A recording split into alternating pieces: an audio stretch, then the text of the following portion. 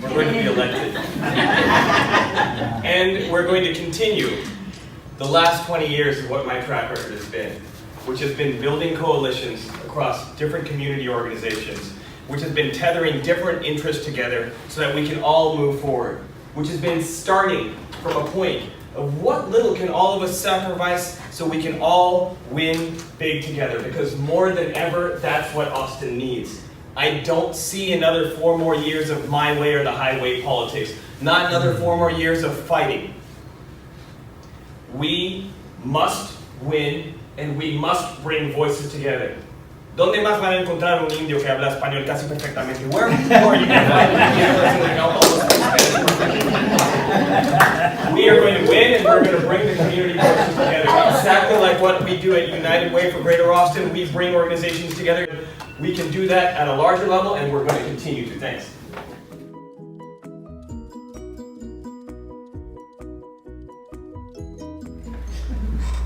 A novice is a questionable thing.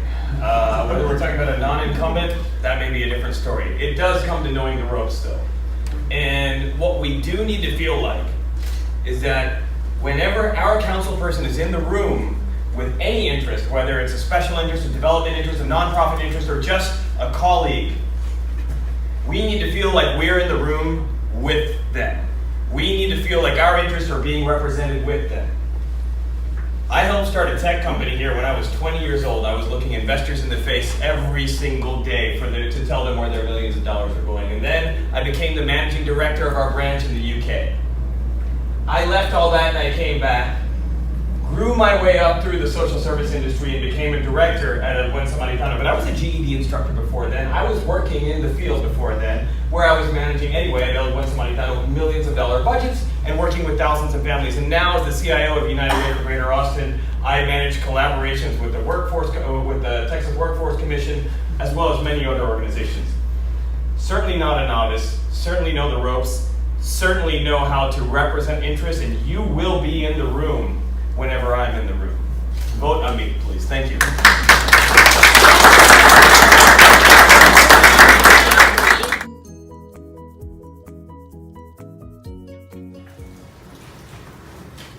I was originally running because equity means a lot to me. I grew up in economic difficulty, and I'm sensitive to it.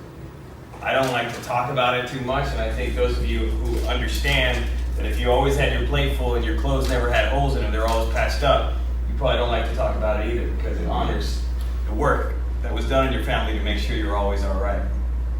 But as I work, walking around, talking to families over and over and over again in the neighborhoods, a wise person once told me that the conversation would start recycling itself, and it does.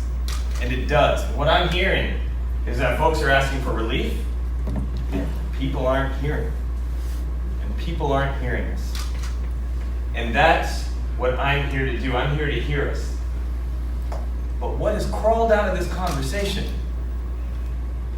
and my new resolve for why we must win, is because our Austin politics looks like the nasty national politics that we see. You either have to be over here or over here. You can't have density or you can't have neighborhoods. Or you can't have affordability if you don't have density. When the hell did that happen?